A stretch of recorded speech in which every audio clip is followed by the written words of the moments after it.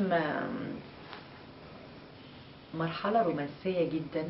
اسم زوجة تانية مضحية قوي، بتحب جوزها بشكل جنان.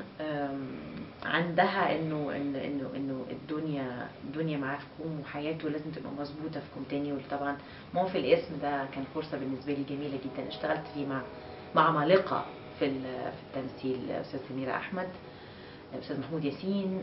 شغلي كان مع ياسر جلال. كان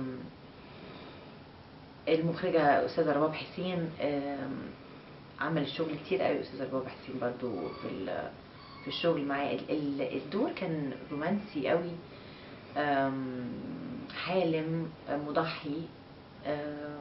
سكة كانت مختلفة وحلوة، والناس تعاطفت معاه قوي رغم ان هي زوجة تانية. يعني محدش غالبا بيتعاطف مع الزوجة التانية في مجتمعاتنا، لكن هي كان متعاطف معاه جدا لان الزوجة الاولانية كانت شوية صعبة.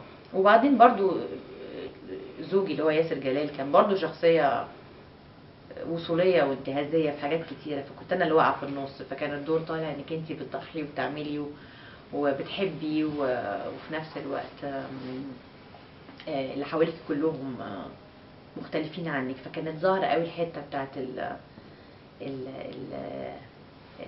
الرومانس كمان في المسلسل.